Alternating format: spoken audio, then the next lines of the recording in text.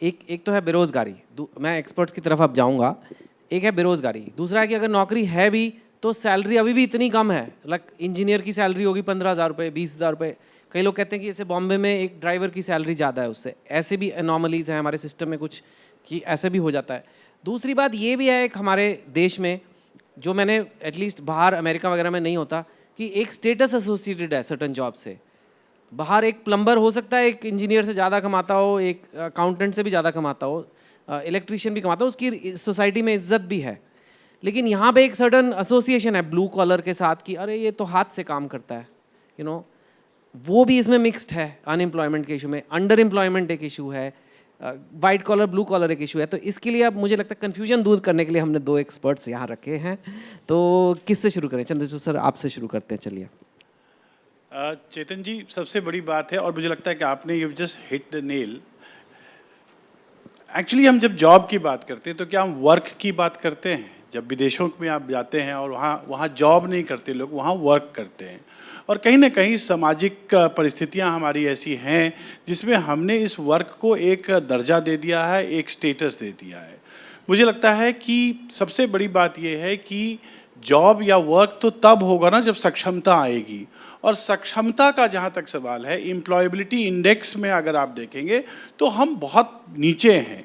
और चूंकि हम नीचे हैं इसलिए ये समस्या बढ़ती जा रही है। और अगर आप पिछले कुछ वर्षों में देखेंगे तो काम इस पे हुआ है ये कि चूंकि देश में युवाओं की संख्या सबसे ज़्यादा है, मुझे लगता है आधा से ज़्यादा डेमोग्राफिक डिविडेंड जिसको हम कहते हैं वो इस देश में है।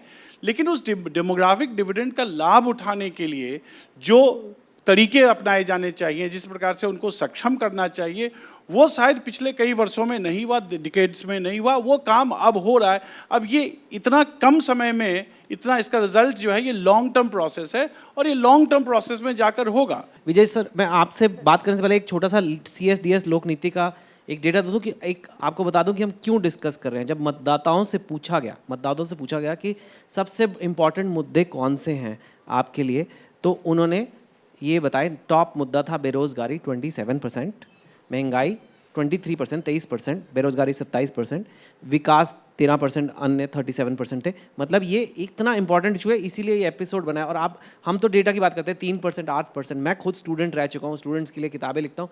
जिसकी नौकरी नहीं लग रही है वो तो 100% हो गया ना सर, अनएम्प्लॉयड।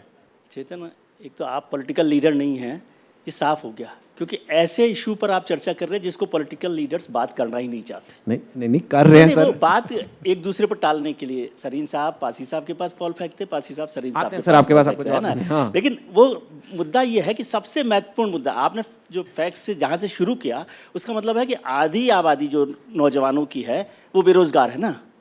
48% पर जब आप बात कर रहे हैं वो योग्य है कि नहीं है।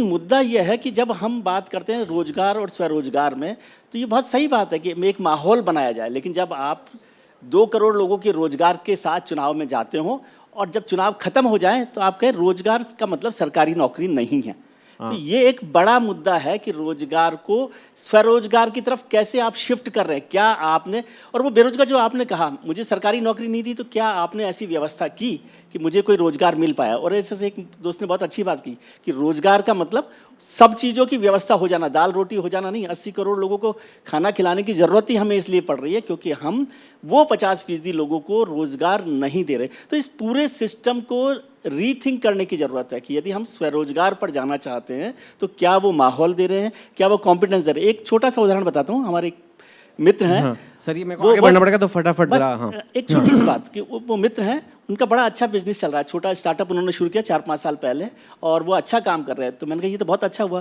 बोले केवल इसलिए हो पाया क्योंकि मेरा अच्छी यूनिवर्सिटी में एडमिशन नहीं हुआ। यदि अच्छी यूनिवर्सिटी में एडमिशन होता और मैं PhD करता तो फिर नौकरी ढूंढ रहा होता।